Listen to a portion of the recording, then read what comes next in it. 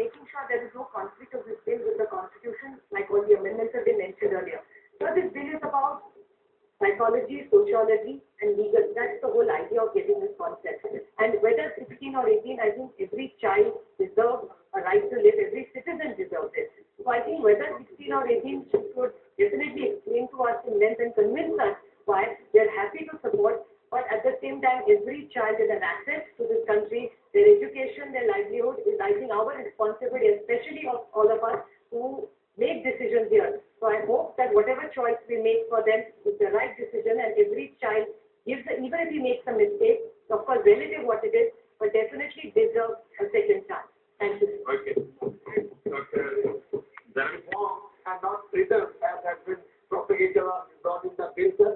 Sir, I started bill from two perspectives. One is the physiological perspective, other is the physiological, sir, medical perspective, sir. So, sir, in a country where 42% children are really malnourished, and the malnourishment level, they equal 14, a combined net population of 14 African countries, sir. Which our Prime Minister called a national shame, sir. A country which has attacked poverty and children driven into crime by the parents, a society which has a lot of child abuse, a society which has where child labor is still prevalent on a large scale in the country, sir. In a country where gangs of people are involving small children into crime world, either by compulsion or by economic greed or by other means, they are driving children into a crime world, sir. In that country, we are talking of bringing the age of from 18 to 60, sir. I think this is very injustice. You have rights of the children, and at the political level, I want to tell you, sir, this bill is basically based on a pattern formulated on the premises that it is scientifically possible to determine maturity and mindset beyond reasonable doubt, sir. But this is not possible to ascertain beyond reasonable doubt that a child at the age of 16 is able to comprehend the situation, to judge the situation, to act reasonably, rationally, with legal implications, with societal implications. A child at 16 is not capable of this because of his brain structure, his development of his brain.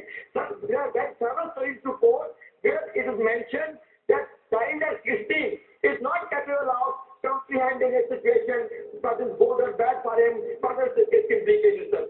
Sir, latest research by Bonnie and Scott shows that individualized assessment of adolescent maturity are not possible, and suggesting it can be done would mean exceeding the limits of science.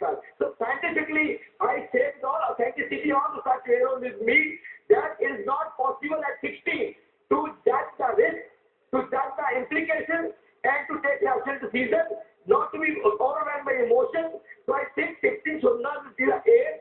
Let it be 18. It should be brought down, sir. And finally, and lastly, sir, I will quote an important study, sir, very scientific study, which says this system indicates that the prefrontal cortex matures gradually. Maturation stands over the course of adolescence and into early adulthood. The region controls brain.